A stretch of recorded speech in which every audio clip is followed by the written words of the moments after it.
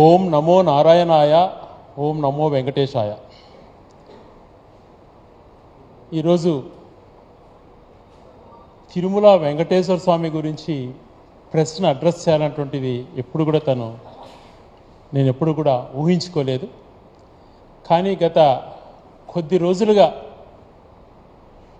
ఆంధ్రప్రదేశ్లో జరుగుతున్నటువంటి ప్రచారాన్ని చూసినప్పుడు ఒక సెంటిమెంట్ని రాజకీయంగా ఒక స్వామికి పవిత్రంగా ఉండాలి అని చెప్పి ప్రతిరోజు ఉదయం 4 గంటలకు వెన్నతో నవనీత సేవ అని చేస్తారు. అంతకుముందు దాన్ని బయట నుంచి కర్ణాటక చౌల్ట్రీస్లు సప్లై చేసేవాళ్ళు. అది పూర్తిగా ఒరిజినల్ ఉండదేమో అని చెప్పి కొండపైననే 8 ఎకరాలలో గిరియావులు పెట్టి ప్రతిరోజు అక్కడే స్వచ్ఛంగా తయారు చేసి అక్కడ తయారు చేసిన మహిళల ద్వారా స్వామికి ప్రతిరోజు నవనీత సేవ కూడా చేస్తారు ఆ వెన్నతో. మరి ఇటువంటి పవిత్ర కార్యక్రమాలన్నీ చేపట్టి కూడా ఆ మంచిని కూడా ఆలోచన చేయకుండా దైవభక్తి అనేటువంటిది లేకుండా కేవలం రాజకీయ లబ్ధి కోసమే మాట్లాడుతుండడం సమంజసమా అని చెప్పి ప్రశ్నిస్తున్నాను. మరి ఆ ట్యాంకర్లు 4 ట్యాంకర్లు జూన్ 12 నుంచి సప్లై చేస్తారంటున్నారు. అప్పుడు ముఖ్యమంత్రిగా మీరున్నప్పుడు మరి టెస్టింగ్ చేసినప్పుడు ఆ ట్యాంకర్లను ఎనికి పంపించేసే బాధ్యత మీపైన ఉంటే బురదజల్లే కార్యక్రమంగా రాజకీయ కోణంలో ఎందుకు తీసుకోవాల్సి వస్తుంది? ఇది జరిగిపోయింది, నేను పొరపాటున మాట్లాడేశాను అని చెప్పి ఎనికి తీసుకొని పవిత్రాన్ని వెంకటేశ్వరకి సంబంధించినటువంటి పవిత్రతను పెంచాలని ఆలోచన చేయాలి ఏ రాజకీయ నాయకుడైనా. అలా కాదని కంటిన్యూషన్ చేయాలట. దానికి సంప్రోషణ చేస్తాను, రాష్ట్రంలో ఆలయాలన్నీ కూడా చేస్తాను, ఇలాంటి పొలిటికల్ గేమ్స్ ఆడటం సమంజసమా? చంద్రబాబు నాయుడు గారు మీరు అంటారు ఒక మాట, నా కలియుగ దైవం నా ఇంటి దైవం వెంకటేశ్వర స్వామి అని చెప్పి. నీకు ఒక్కడికి కాదయా, మా అందరికీ కూడా. గౌరవ రాజశేఖర రెడ్డి గారు మాడ వీధులలో చెప్పులు వేసుకోవద్దన్నారు. మాలాంటి వ్యక్తులము పరిపూర్ణంగా వెంకటేశ్వర స్వామిని నమ్మేటువంటి మేము తిరుమలకు ఎంటర్ అయ్యేటప్పుడే చెప్పులు వదిలేసుకుంటాం. నీ మాదిరి పబ్లిసిటీ చేసుకోవాలని ఉండదు. దైవభక్తిని కూడా నువ్వు మార్కెటింగ్ చేసుకుంటావు. ఇది మంచిది కాదు. జరిగినటువంటి పరిణామాలన్నీ కూడా గమనించుకో. తప్పు మీరు చేశారు, తప్పు మీరు చేసినా మీరు దాన్ని బాధ్యత వహించండి కూడా అనలేదు. మీరు ఆ పవిత్రతను దెబ్బతీయద్దండి అని చెప్పి మాలాంటి కోట్లాది మంది భక్తుల మనోభావాన్ని దెబ్బతీయద్దండి అని కోరుకుంటున్నాను. డ్రామాలు ఎంతసేపు ఎన్ని రోజులు ఆడతారు చెప్పండి? రాజకీయాలు శాశ్వతం అనుకుంటున్నారా? రాజకీయాలలో అపోజిషన్ పార్టీని ఎదుర్కోవాలంటే అతను చేసిన కార్యక్రమాలు ఏమున్నాయో అంతకన్నా నేను మంచి కార్యక్రమాలు చేయాలి, ప్రజల్లో శాశ్వత స్థానం పొందాలి అని ఆలోచన చేసుకోవాలి. కానీ ఇలాంటి సెంటిమెంట్స్ రేకెత్తించి ప్రజలలో అభద్రత భావం క్రియేట్ చేసి పవిత్ర భావం ఉన్నటువంటి వ్యక్తులను కలుషితం చేసి రాజకీయంగా లబ్ధి పొందాలా అన్నటువంటి ఆలోచన చేయటం సమంజసం కాదు. ఇలాగే ఆరోపణ చేస్తుంటారు ఎప్పుడు కూడా. ప్రతి విషయం కూడా ఇన్ని పవిత్రమైనటువంటి మంచి జరుగుతుంటే కూడా ఏ రోజు కూడా దీని గురించి ఆలోచన చేయకుండా నిందలు మోపేటువంటి కార్యక్రమం. గతంలో ప్రియతమ నాయకుడు రాజశేఖర రెడ్డి గారు ముఖ్యమంత్రిగా ఉన్నప్పుడు ఇలాంటి నిందలే. ఆయన 2 కొండలు చేశాడని చెప్పి. అవునా, 2 కొండలు ఎందుకు చేశారు అని చెప్పి ఆ కాలంలోనే స్టడీ చేస్తే అప్పుడు స్థానిక సంస్థలకు సంబంధించి తిరుమలలో కూడా స్థానిక సంస్థల ఎన్నికలు జరగాల అని చెప్పి ఒక వ్యక్తి పిటిషన్ వేస్తే కోర్టు డైరెక్షన్ ఇచ్చినప్పుడు కోర్టుకు సమాధానం ఇవ్వాల్సినటువంటి పరిస్థితి ఉంటుంది. కాబట్టి పలాని స్వామికి సంబంధించి 27 చదరపు కిలోమీటర్ల వరకు ఇది ఒక హోలీ స్ట్రైను, ఇది ఒక హోలీ సిటీ మాదిరి ఉండాలి, ఇక్కడ రాజకీయాలు ఉండకూడదు, ఈ ప్లేస్ హోలీ ప్లేస్ కిందకి వస్తుంది అని చెప్పి గతంలో కూడా ఆయన రాజశేఖర్ గారు జీవో ఇస్తే దాన్ని తప్పుదోవ పట్టించి 2 కొండలు చేశారని మాట్లాడారు. అప్పుడు గౌరవ పెద్దలంతా కూడా స్వాములందరూ కూడా రాజశేఖర్ గారిని కలిస్తే సార్ ఇలా అనుకుంటున్నారు, ఈ జీవో లేకుండా చేస్తే ఏది బాగుంటుంది అని చెప్తే ఆయన పాజిటివ్గా ఆలోచన చేసి చుట్టుపక్కల ఉన్నటువంటి దాదాపుగా 360 చదరపు కిలోమీటర్లు చేయాలి అన్నటువంటిది విన్నపం చేస్తే చేయటానికి ఆయన సిద్ధపడి ఆ రోజు రిజర్వ్ ఫారెస్ట్లో ఉంది, కేంద్రం పర్మిషన్స్ ఇవ్వాలని చెప్పి కేంద్రానికి లేఖ రాసి కేంద్రాన్ని ఒప్పించి లెటర్ తెచ్చుకొని 360 కిలోమీటర్లు కూడా తర్వాత చదరపు కిలోమీటర్లు కూడా జీవో ఇచ్చినటువంటి వ్యక్తి రాజశేఖర రెడ్డి గారు. మరి అటువంటి గొప్ప మంచి పనులు చేసి తన హాయంలో వేద పాఠశాలలు కానీ విద్వత్ సదస్సులు జగన్మోహన్ రెడ్డి గారి హాయంలో ఎంతో గొప్పగా జరగడం కానీ ఇవన్నీ కార్యక్రమాలు మంచి కార్యక్రమాలు చేశారు. ఇంకా గౌరవనీయులు చంద్రబాబు నాయుడు గారు ముఖ్యమంత్రిగా ఉన్నప్పుడే వెయ్యికాల మంటపం కూల్చి అనేకమైన అపవిత్ర కార్యక్రమాలు చేపట్టాడు, ఎన్నో గుళ్ళు కూల్చాడు. ఈరోజు ఆంధ్రప్రదేశ్ రాష్ట్రంలో మీరు 14 సంవత్సరాల్లో ఉన్నప్పుడు ఎన్ని గుళ్ళు మీరు చేశారు? జగన్మోహన్ రెడ్డి గారు 5 సంవత్సరాలలో ఎన్ని గుళ్ళు శాంక్షన్ చేసి ఎంత నిధులు కేటాయించి ఎన్ని గుళ్ళు పనులు మంచి జరిగినాయి? మీరు కూలదర్శన గుళ్ళు కూడా నిర్మించినటువంటి చరిత్ర మాదుంటే మీరు కులాలను రెచ్చగొట్టి హిందువులను వ్యతిరేకంగా చేయాలన్నటువంటి ఆలోచన రావడం దుర్మార్గం. దేవుణ్ణి నువ్వే సొంతం చేసుకోవాలన్నటువంటి ఆలోచన నీకు రావడం చాలా దుర్మార్గమైనటువంటి చర్య. అందుకే నిన్న కరుణాకర్ రెడ్డి గారు ఏమో ఎమోషనల్ కూడా చెప్పారు, పొరపాటున ఎవరైనా తప్పు చేసింటే వాళ్ళు రక్తం కక్కుని చచ్చిపోవాలా అని చెప్పి. మరి నిజంగా అట్లా తప్పు చేసిన వాళ్ళకి అదే జరుగుతుంది. దేవుడి విషయంలో అలాంటి ఎప్పుడు కూడా చేయకూడదు.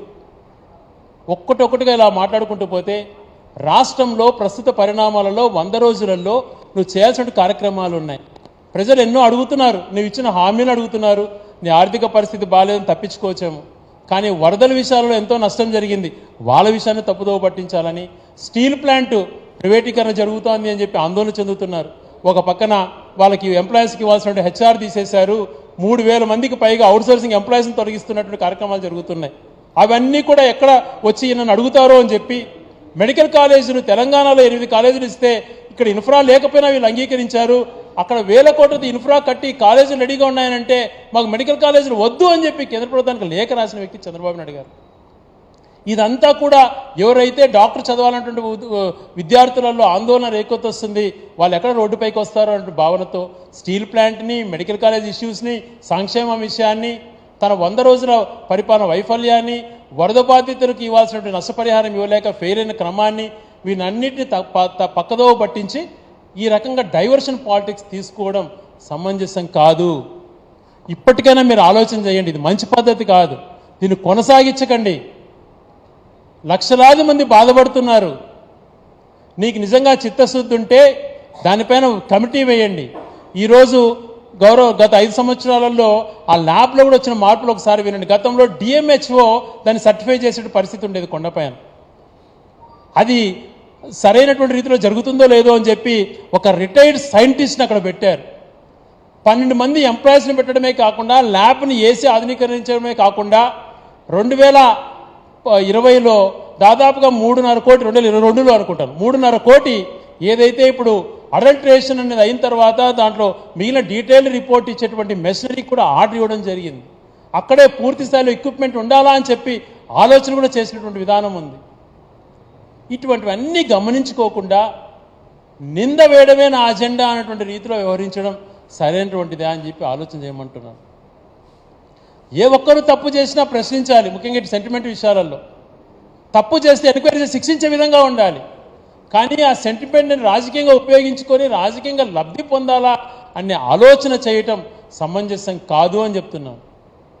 ఈరోజు నేను వైఎస్ఆర్ కాంగ్రెస్ పార్టీ మనిషిని కావచ్చు, కానీ వైఎస్ఆర్ కాంగ్రెస్ పార్టీని భుజాన వేసుకొని మాట్లాడాలన్నటువంటి దానిపైన రాలేదు. ఈ విషయం పైన ఈ ఇష్యూ జరుగుతున్నటువంటి పరిణామం మంచిది కాదు.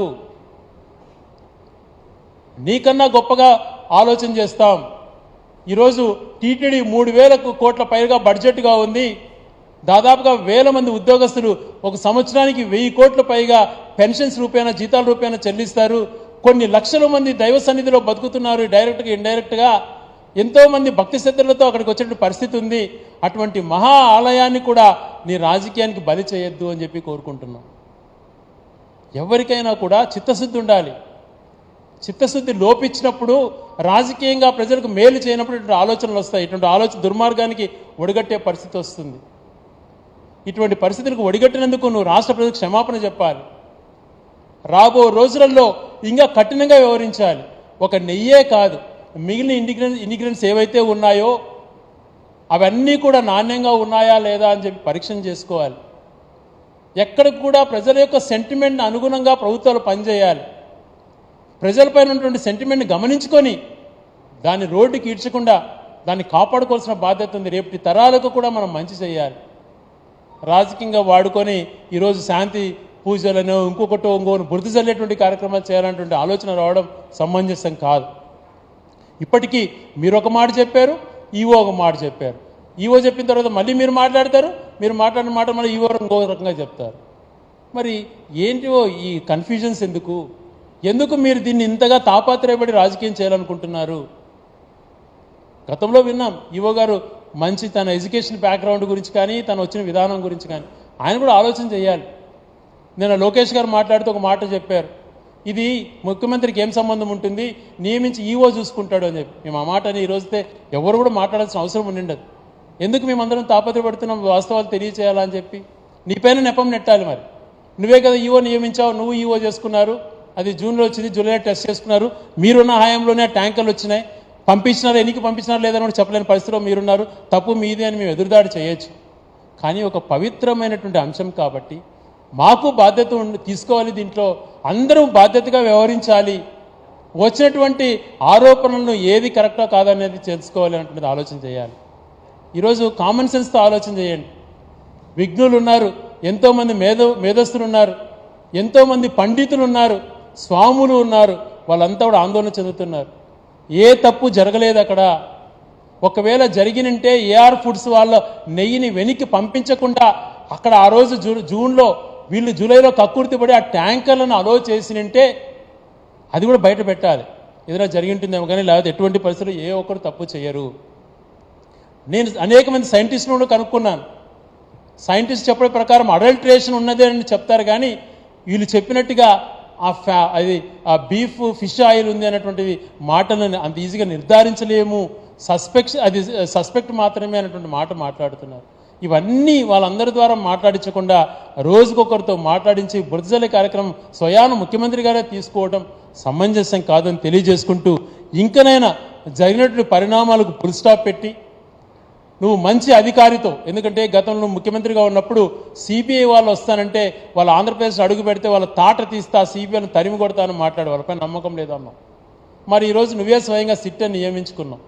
సిట్ కన్నా ఇంకా ఎవరైనా నిజాయితీ పరులు, దైవభక్తి కలిగినటువంటి వాళ్ళతో, వెంకటేశ్వర స్వామి ముందర తడిబట్టలతో స్నానం చేసి ఎంక్వైరీ ఫైల్ తీసుకునేటువంటి మంచి వ్యక్తులతో రియల్గా ఎంక్వైరీ చేయించి వాస్తవాలను వక్రీకరించకుండా, స్వార్థాలకు పోకుండా, ఇగోకు పోకుండా జరిగింది ఏంది అన్నటువంటిది ప్రజల ముందరకు పెట్టాలా అని కోరుకుంటూ, రాబో రోజులలో ఇటువంటి పరిస్థితులకు ఎటువంటి ఆస్కారం ఇవ్వకుండా ఉండాలని చెప్పి తెలియజేసుకుంటూ, ఆ వెంకటేశ్వర స్వామి కలియుగ దైవమైనటువంటి వెంకటేశ్వర స్వామి పైన ఉన్నటువంటి నమ్మకాన్ని ఒమ్ము చేయాలన్నటువంటి ఆలోచన మీకు రాకుండా ఆ పవిత్రతను కాపాడుకొని రాబో రోజులలో, ఎందుకంటే 3,000 కోట్ల బడ్జెట్లో శాలరీసే కాకుండా అనేక మెడికల్ కాలేజెస్లు కానీ, తర్వాత అనేకమైన ఎడ్యుకేషన్ ఇన్స్టిట్యూషన్స్ కానీ, దేవాలయాల అభివృద్ధి కానీ, ఈరోజు తెలంగాణలో కానీ, ఆంధ్రప్రదేశ్లో కానీ, ఢిల్లీలో కానీ, మహారాష్ట్రలో కానీ, కాశ్మీర్లో కానీ, ఎక్కడ కూడా దేశం అంతా కూడా నిర్మిస్తున్నటువంటి ఆలయాలకు సంబంధించి ఎంతో పవిత్రత ఉంది. కాబట్టి దీన్ని కాపాడుకోవాల్సినటువంటి ప్రతి ఒక్కరి, హిందూస్ అనే కాదు, ఈ భారతదేశంలో పుట్టినటువంటి ప్రతి ఒక్కరికి కూడా ఆ బాధ్యత ఉండాలని చెప్పి కోరుకుంటూ, రాజకీయ కోణంలో ఆలోచన చెయ్యొద్దు అని హితువు పలుకుతూ, మంచి ఆలోచన రావాలా, జరిగేటువంటి కార్యక్రమాలు ఈ 100 రోజులలో ఫెయిల్ అయినటువంటి ఐడెంటిఫై చేసుకొని మళ్ళీ అయిన సరిదిద్దుకొని ప్రజలకు మంచి చేసే విధంగా పరిపాలన కొనసాగించాలని చెప్పి తెలియజేసుకుంటున్నాను.